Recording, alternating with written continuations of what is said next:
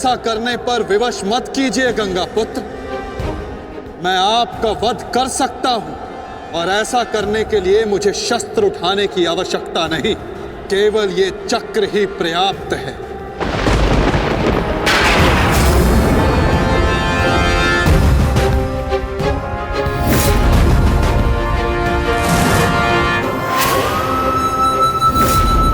गंगा पुत्र देवव्रत, मैं इस समय ना मनुष्य वासुदेव, ना ही मैं यदुवंशी कृष्ण, मैं इस समय केवल गुरु श्रेष्ठ हूं। मैं ही सत्य हूं, मैं ही ज्ञान और मैं ही न्याय हूं गंगा पुत्र। इस महायुद्ध का आवाहन और इस युद्ध में आपकी उपस्थिति मेरे निर्णय से है गंगा पुत्र। आपका जीवन मेरे निर्णय, मेरी इच्छा से था और अब आपकी मृत्यु मेरे अधीन है।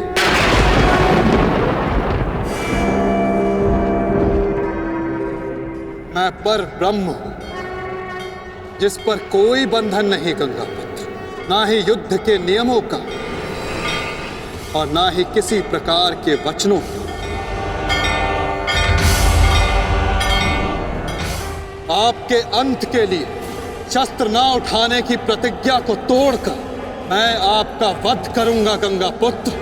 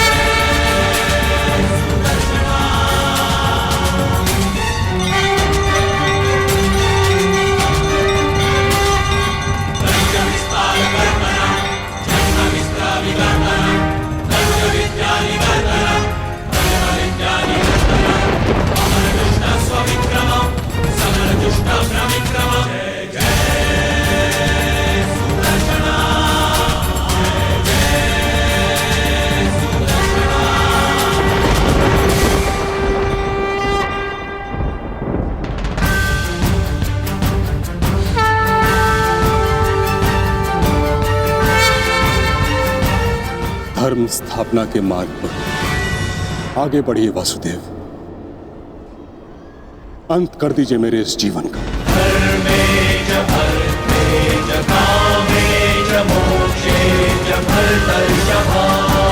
मैं स्वयं को आपको समर्पित करता हूं।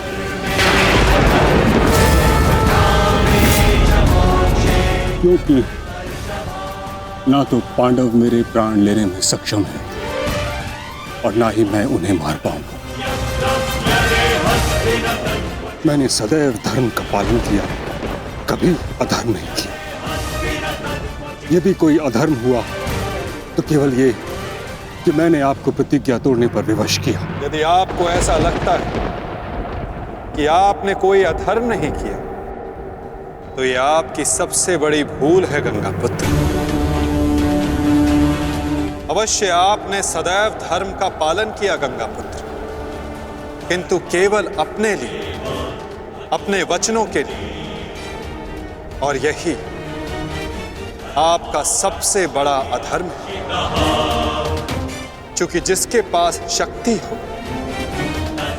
उसे स्वयं के लिए नहीं, संसार के लिए उत्तरदायी होना चाहिए, और जो आप नहीं हो पाए गंगा पुत्र।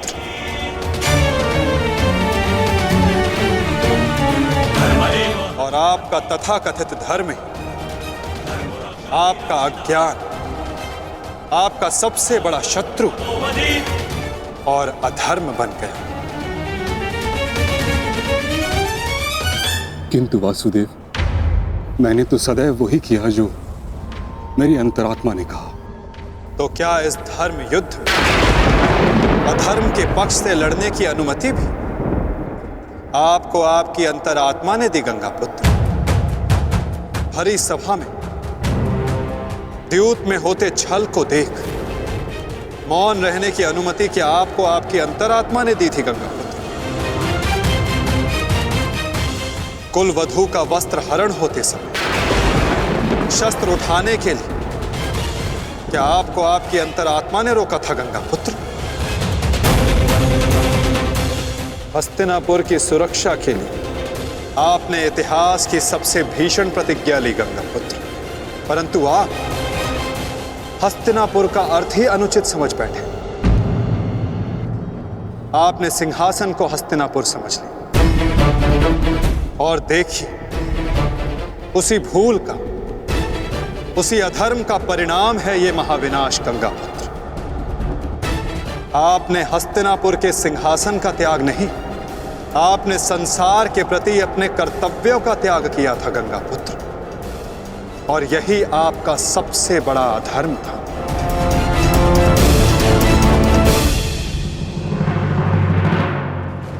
परिवर्तन ही संसार का नियम है गंगापुत्र, और संसार के कल्याण और उत्थान के लिए ऋतुएं भी स्वयं को परिवर्तित करती हैं, परंतु आपने परिवर्तन को नहीं स्वीकारा।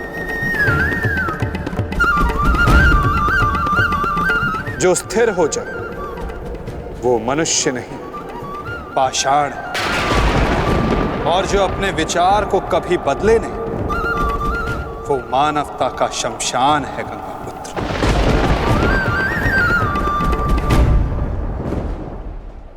अपने कर्म के प्रति सजग ना रहना सबसे बड़ा अधर्म होता जो आपने किया गंगापुत्र, और यही इस महायुद्ध, इस महाभारत के होने का कारण बना।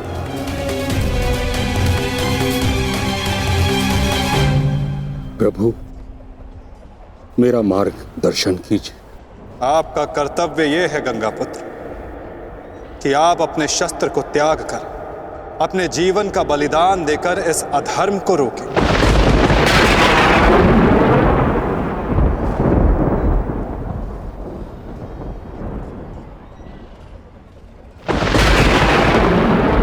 ठीक कहा वासुदेव। कदाचित मेरा अंत ही इस समस्या का समाधान है। आज जबकि मुझे अपनी भूल का भान हो गया है, मैं अपना प्रारब्ध स्वीकार करने के लिए तैयार हूं।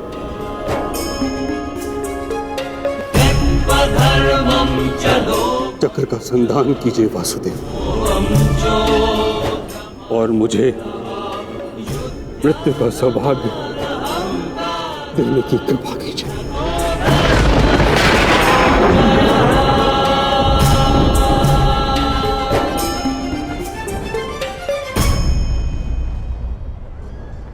ठीक है,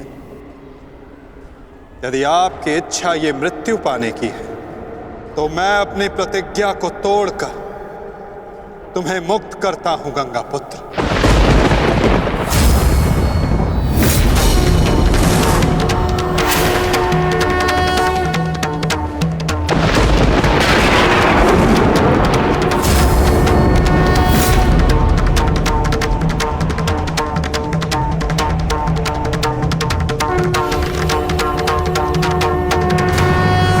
नहीं माधव, आपने इस धर्म युद्ध का बीड़ा उठाया है, वचन तोड़कर उसे कलंकित मत कीजिए।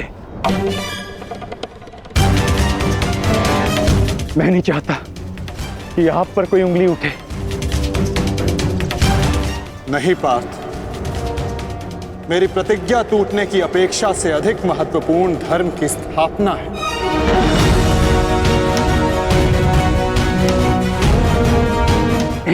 नहीं माता, नहीं। आपने ही भारभृग को धीर गति दी है माधव, ताकि इस युद्ध से जुड़ी प्रतिज्ञाएं, वचन और प्रारब्ध भंग ना हो सके। तो क्या आप स्वयं इसे तोड़ देंगे?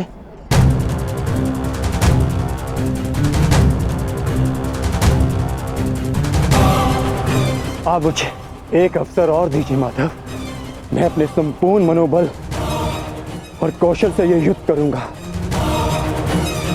जब तक मेरे शरीर में रक्त की एक बूंद भी बहेगी, मैं अपने मन में भावनाओं को नहीं बहने दूंगा माधव।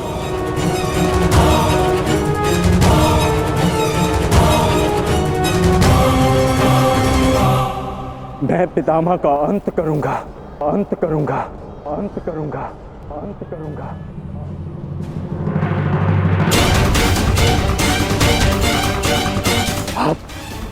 आप ये चक्र छोड़ दीजिए माधव, आप ये चक्र छोड़ दीजिए।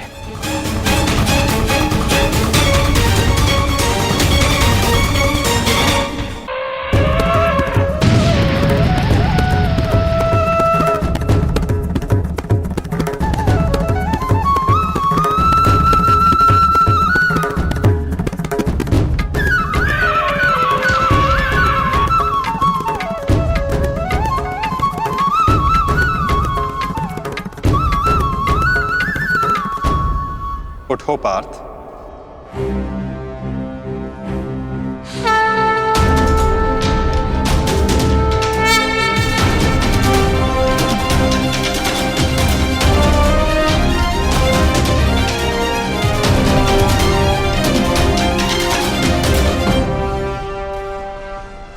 आपके हाथों मोक्ष पाना कदाचित मेरे भाग्य में नहीं वासुदेव।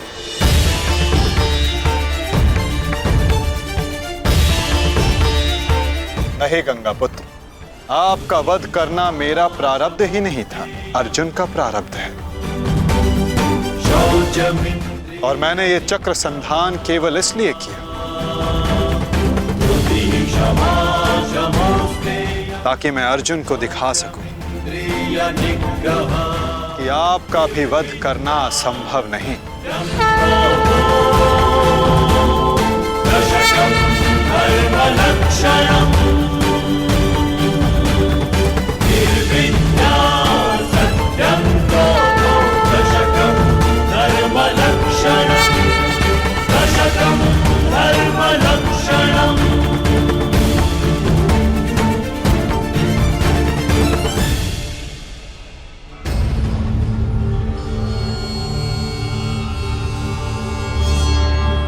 आओ पार्थ।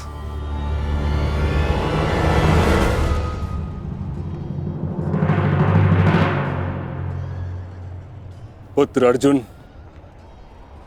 युद्ध आरंभ करें। मैं सज्ज हूं पितामह।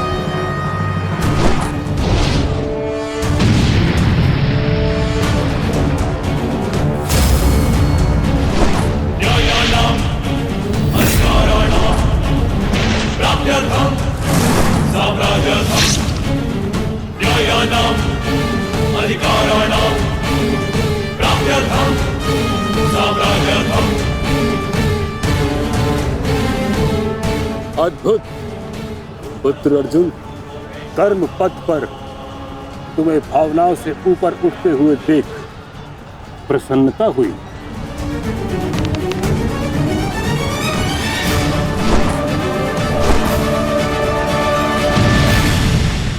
जब तक महामहिम के हाथ में शस्त्र हैं, उनके प्रहार की धारा कोई नहीं रोक सकता और ना ही उन्हें कोई निरस्त्र कर सकता है।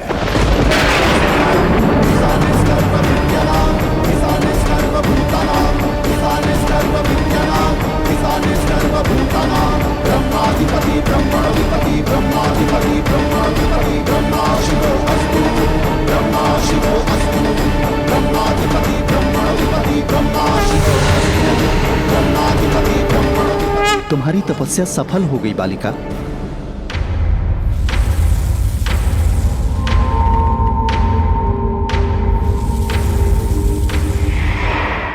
मांगो, क्या मांगना चाहती हो?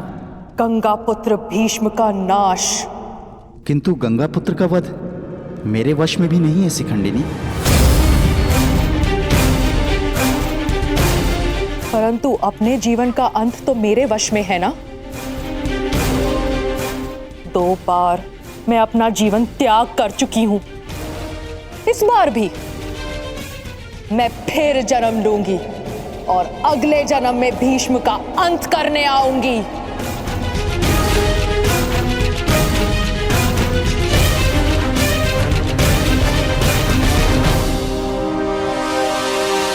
रुको बालिका,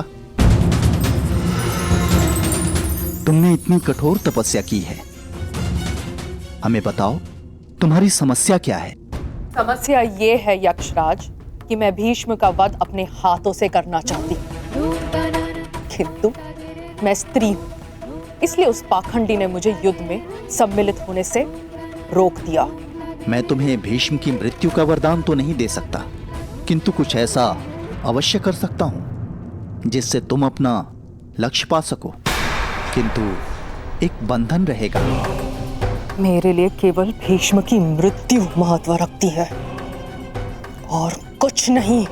हाँ कहने से पूर्व मेरी पूरी बात सुनो बालिका, उसके पश्चात निर्णय लेना।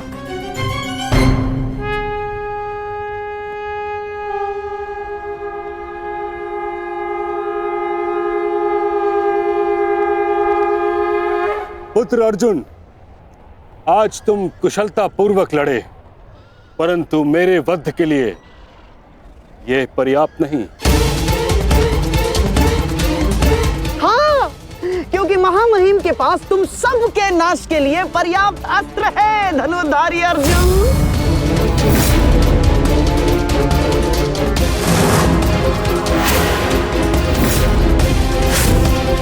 शीघ्र तुम सब इस संसार का त्याग करोगे और आप वासुदेव, आप तो इन सब के मार्गदर्शक है ना, तो बताइए आपके पास महामहिम के कौशल का कोई तोड़ है?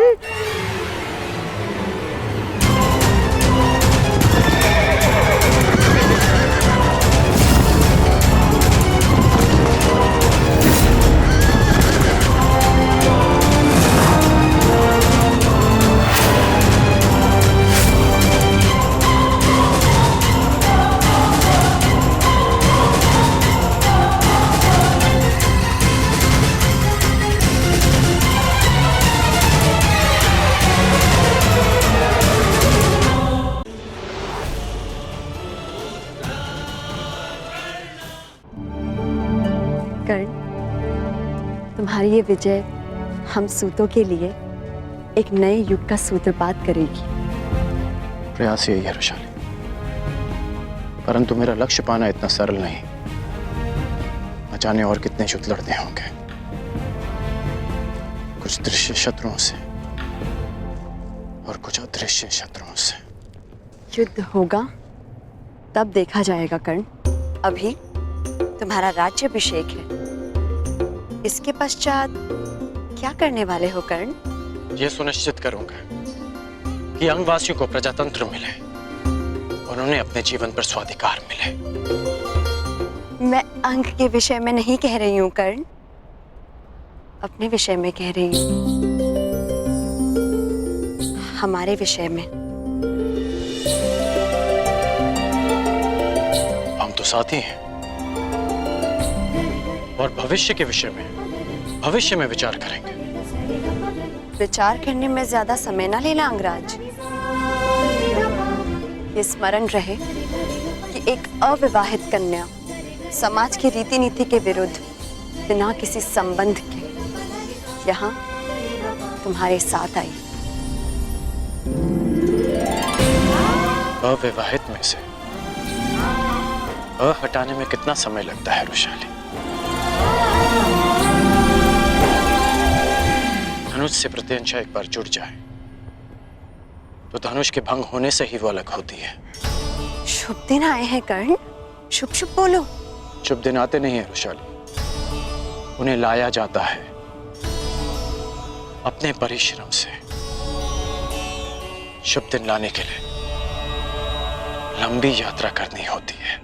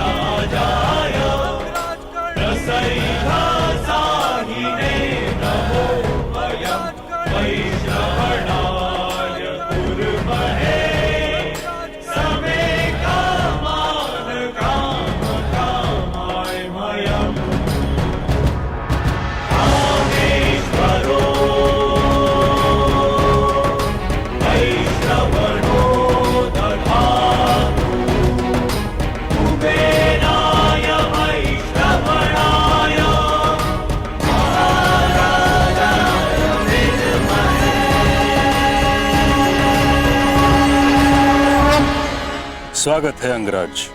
तुमने जो किया मैं उससे सहमत तो नहीं, परंतु तुम्हारी उपलब्धि का मैं सम्मान करता हूं। तुमने अपनी प्रतिज्ञा पूर्ण की, बधाई हो। मुझे प्रसन्नता है कि राधेकरण ने अपनी प्रतिज्ञा आपकी उपस्थिति में पूर्ण की।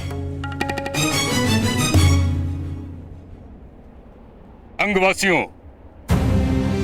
आपके राजा ने अपने पराक्रम, निष्ठा और शौर्य से एक राजा होने के अर्थ को सार्थक किया है। मैं शांतनुसूत भीष्म 5 तत्वों, 7 तलों और आप सभी को साक्षी रख के मैं राधेकर्ण को अंग प्रदेश का राजा घोषित करता हूं।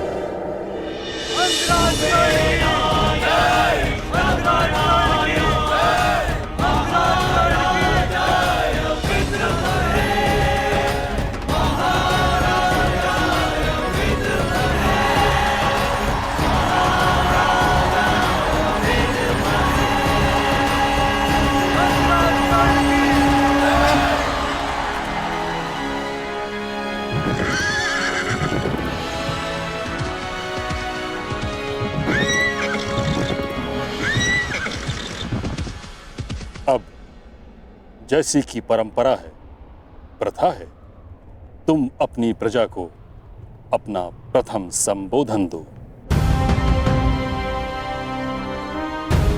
अंगवासियों, मुझे आशा है कि आप अपने राजा के लिए शीघ्र ही एक उत्तम सिंहासन की व्यवस्था अवश्य करेंगे। उसकी आवश्यकता नहीं महाभाई।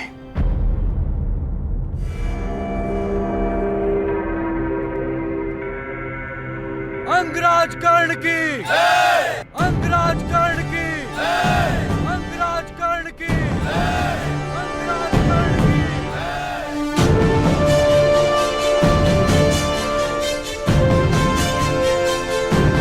मुझे स्मरण है जब पहली बार मैंने अंग की धरती पर अपना पांव रखा, मेरे स्वागत के लिए आप लोगों ने कंटकों का सिंहासन बनाया था, परंतु इस बात का मुझे शोभ नहीं, क्योंकि जिसके पास जो देने को होता है वो वही देता है।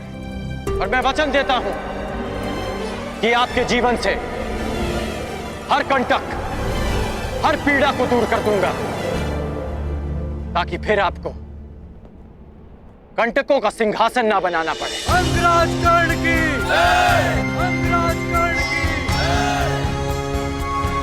आज अंग स्वतंत्र हुआ है मित्रों, लेकिन स्वतंत्रता लक्ष्य नहीं, एक मार्ग है जिस पर चलकर हमको विकास और समानता का लक्ष्य प्राप्त करना है। मैंने एक परिवर्तन का स्वप्न देखा है,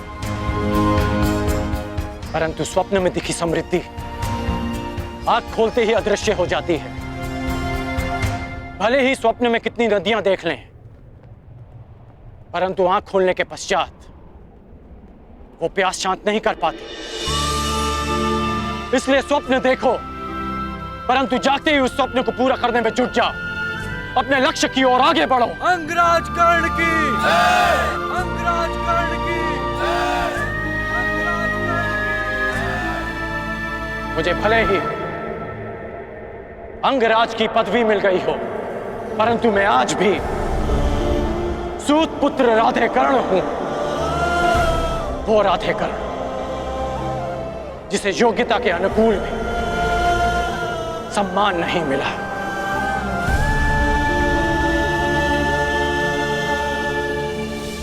अंग का लक्ष्य है सम्मान पाना, अंग का लक्ष्य है परिवर्तन पाना। मेरी नीति कहती है कि राजा को शासन नहीं, सेवा करनी चाहिए अपनी प्रजा की, अपने राज्य की, और वही मैं करूंगा। मैं आपको स्वतंत्रता देता हूं कि आप अपना भविष्य स्वयं चुन सकते हैं। अब से जन्म के आधार पर नहीं, कर्म के आधार पर वर्ण निश्चित किया जाएगा। तुम्हें भान भी है कि तुम क्या कह रहे हो? यह असंभव है। क्यों? मैं अंग का शासक हूं। मैं अपनी प्रजा के लिए कोई भी घोषणा कर सकता हूं।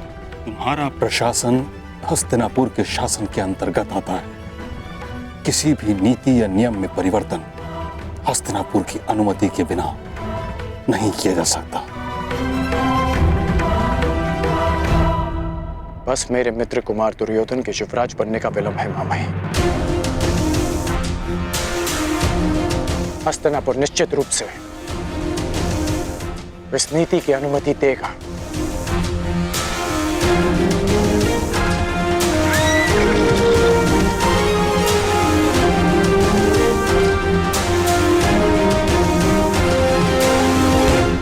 ये कौन है? लगता है कोई संदेश आया है।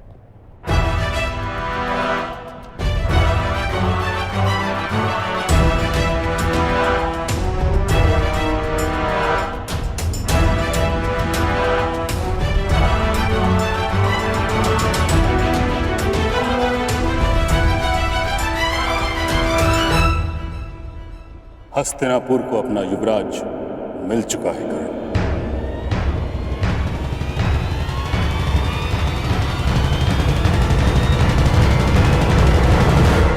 युधिष्ठिर को युवराज के पद पर शोभित किया गया।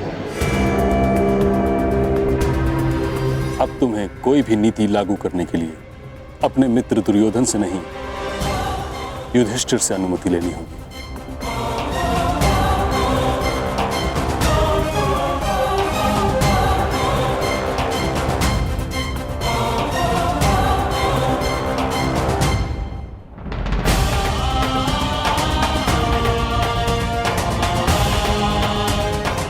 मेरी प्रजा मुझे अनुमति दे चुकी है मां महीन।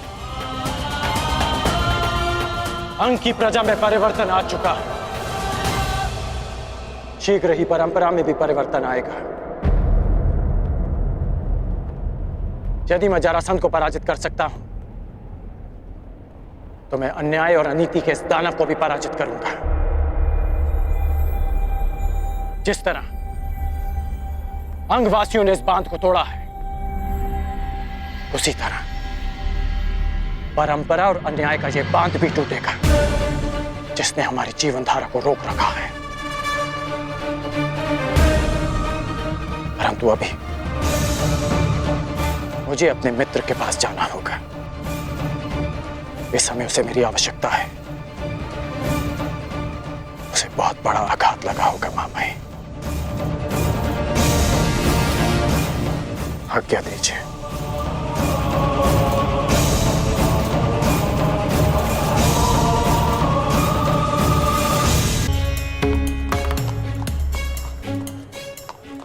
महीनों पश्चात भुगतग्राम में आया वृषाली। बहुत प्रसन्नता हो रही है। आशा है कि भुगतग्राम वासियों को भी हमें देखकर उतनी ही प्रसन्नता हो रही होगी।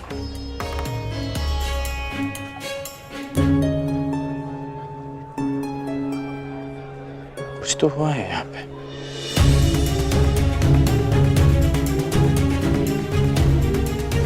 इन लोगों को देखकर लगता है कि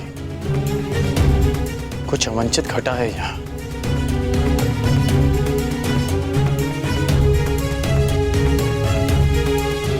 नहीं कर्ण, ऐसा कुछ नहीं है। तुम मुझे यहाँ छोड़ो और कुमार दुर्योधन के पास जाओ। इस समय उन्हें तुम्हारी आवश्यकता है। वैशाली, यहाँ की जो भी समस्या है उसका हल तुम लौटकर भी निकाल सकते हो कर्ण, परंतु इस समय तुम्हारा कुमार दुर्योधन के साथ होना अधिक आवश्यक है। ठीक है वैशाली, मैं शीघ्र लौट कर आता हूँ। तुम ध्यान रखना।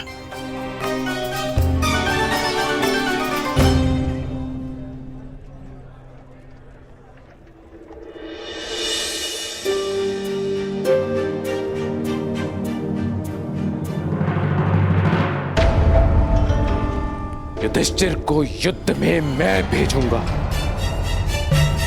मैं, और युद्ध में प्राण तो किसी के भी जा सकते हैं ना पुत्र। सत्यवचन महाराज, सत्यवचन। परंतु प्रश्न ये उठता है कि महाबली भीष्म और अर्जुन के होते हस्तिनापुर पर आक्रमण करने का साहस कौन करेगा महाराज?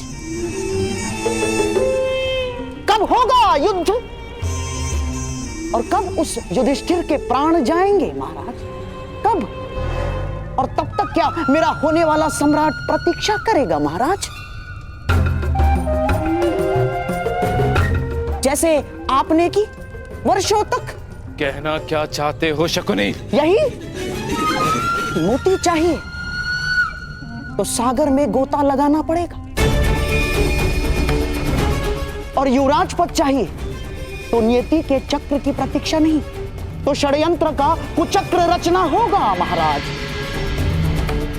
और यही कूटनीति है, कूटनीति।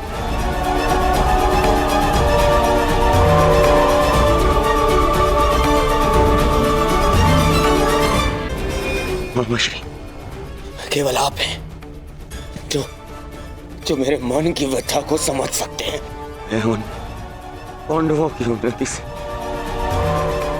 क्रोध में जल रहा हूं मामा, क्रोध में जल रहा हूं मैं।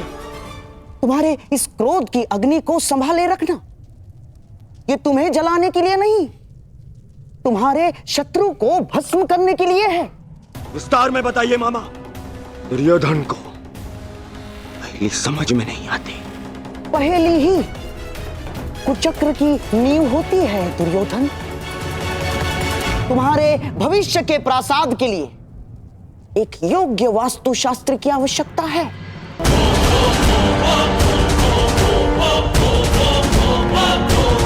तुमने कभी पुरोचन का नाम सुना है?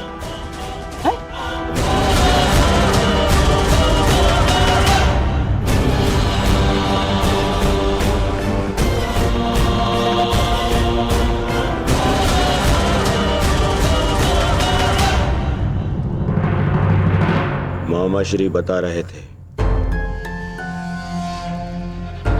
कि मायावी दानव के पश्चात यदि कोई संसार में महान वास्तुकार है तो वो आप हैं।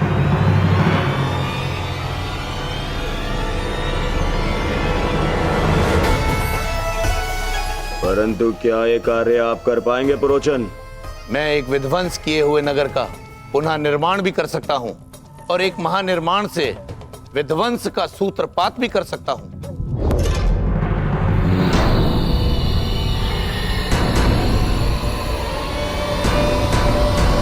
तो कब से ये कार्य आरंभ होगा? समझिए प्रारंभ हो गया इस विध्वंसक निर्माण का।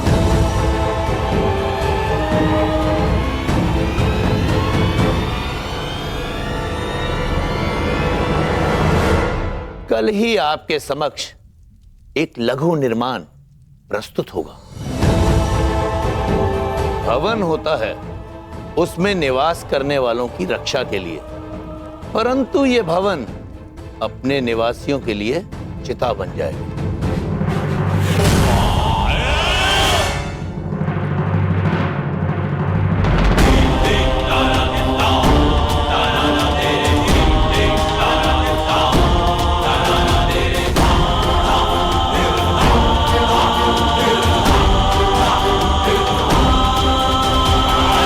का गुण होता है ये जलता है और बुझ जाता है, परंतु लाख का ये गुण होता है कि ये जब तक जलता है जब तक जलने वाला भस्म न हो जाए। और ये भवन संपूर्ण लाख का बना होगा और ये होगा आपका लाक्षागृह। परंतु स्मरण रहे, इस लाक्ष्य ग्रह के भीतर स्थित मेरे हर एक शत्रु का भस्म भी नहीं मिलना चाहिए। मेरे हर एक शत्रु का विनाश चाहिए। विनाश।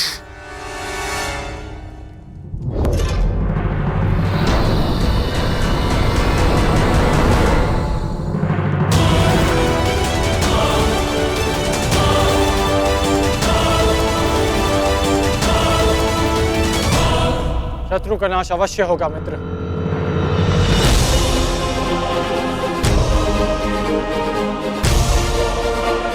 अभी चलकर शत्रुओं को चुनौती देते हैं। आज्ञा दीजिए।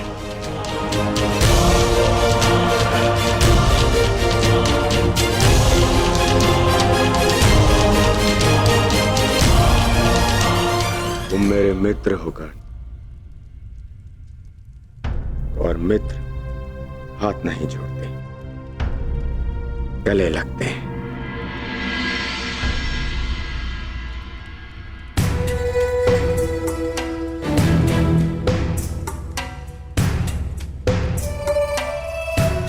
यदि आचार्य द्रोण अनुमति देते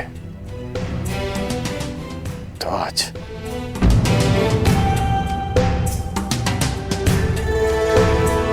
जानता हूं, यदि आचार्य द्रोण ने तुम्हें मेरे साथ में युद्ध में भेजा होता तो मेरे शत्रु मेरे सेवक होते आज। तो अभी चलकर उन्हें पराजित करते हैं।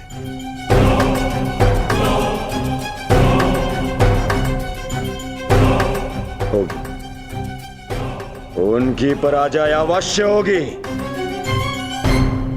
परंतु युद्ध करके नहीं। यूं पुरोचन महोदय। जी महाराज कुमार।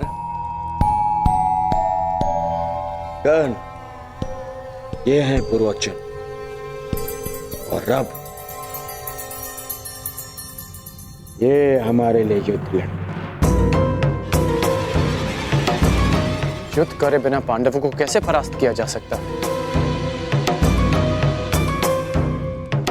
ऐसा कौन सा मार्ग है? मार्ग है, उन्हें भान भी नहीं होगा, और उनका अस्तित्व सदैव के लिए मिट जाएगा।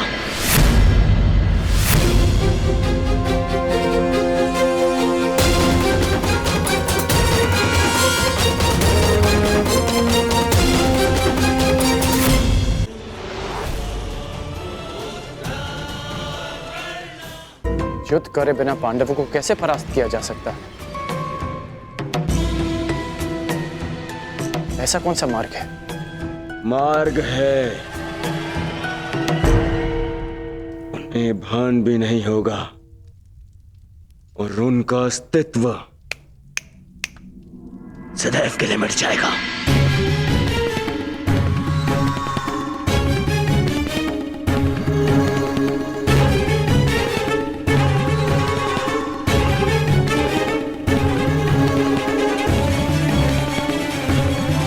और वो दुर्योधन के कहने का तात्पर्य ये है कर्ण कि शत्रु को भान नहीं होना चाहिए कि उन पर आक्रमण की तैयारियां हो रही हैं, और युधिष्ठिर अब कोई सामान्य कुमार नहीं है, युवराज है, युवराज, और उस पर आक्रमण करने से पूर्व भीषण तैयारियां करनी होंगी, और वो भी गुप्त रूप से, है ना मेरे होने वाले सम्राट?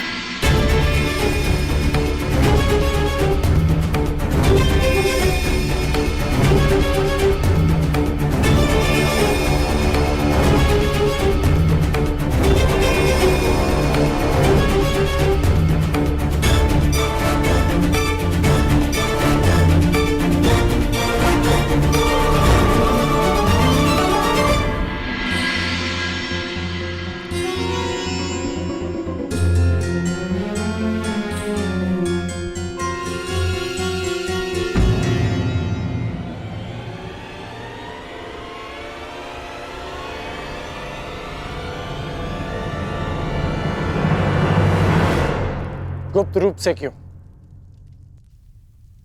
तुम तैयार हो, मैं प्रस्तुत हूं, और अब तो मगध नरेश भी एक पुकार में है।